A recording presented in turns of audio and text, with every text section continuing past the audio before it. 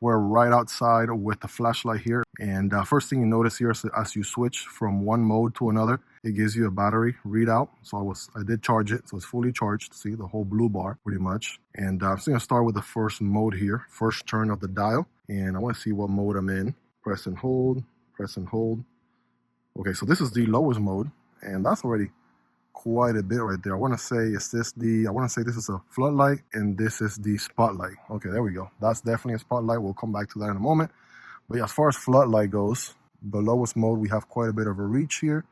Press and hold. That definitely gets quite brighter there.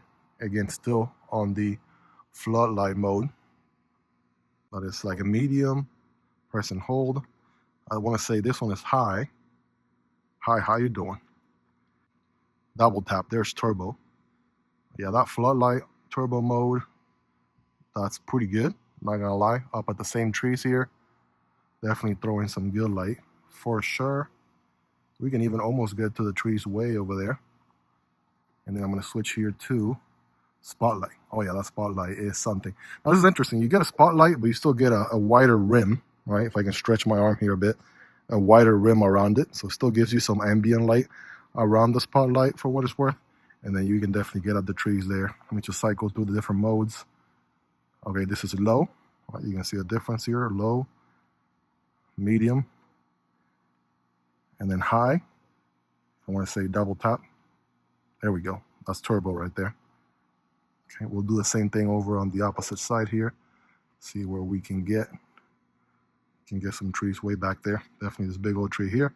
Press and hold. Low. Press and hold. Actually, I stand corrected. That's low, medium, high, double tap, turbo. You can even get to some of those trees way back there.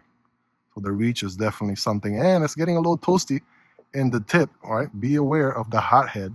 Just like we read earlier in the video, I can definitely feel it getting a little bit toasty on the fingers here. So safe to say it's got quite a good reach there on both the spotlight and the floodlight. So this is turbo on the floodlight, and this is the spotlight. So we can like the fact that you can switch between the two, just turning the dial there. Pretty nice.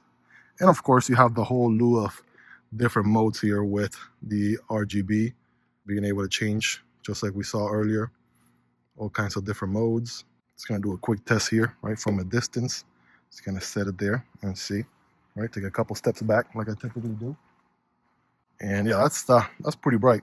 Right, for an auxiliary light that you can basically customize to whatever color you want with a whole bunch of different modes.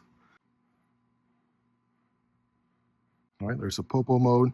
And I'm not gonna go through them all because we pretty much cycled through every single one earlier in the video, but I think you get the idea, guys. That is a full cycle through all the different modes.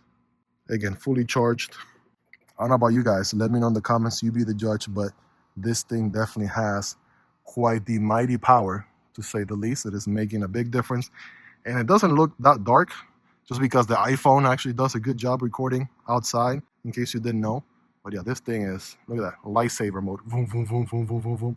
Star Wars style. Yeah, you get the idea. Let me know. Rate it on the scale from 1 through 10. 10 being the brightest. Guys, let me know in the comments. Hope you guys really enjoyed this one. If you made it to the end, you're the real MVP. Hope you guys have a wonderful rest of your day. Take care, and I'll see you on the next one. Either this one or this one. Peace.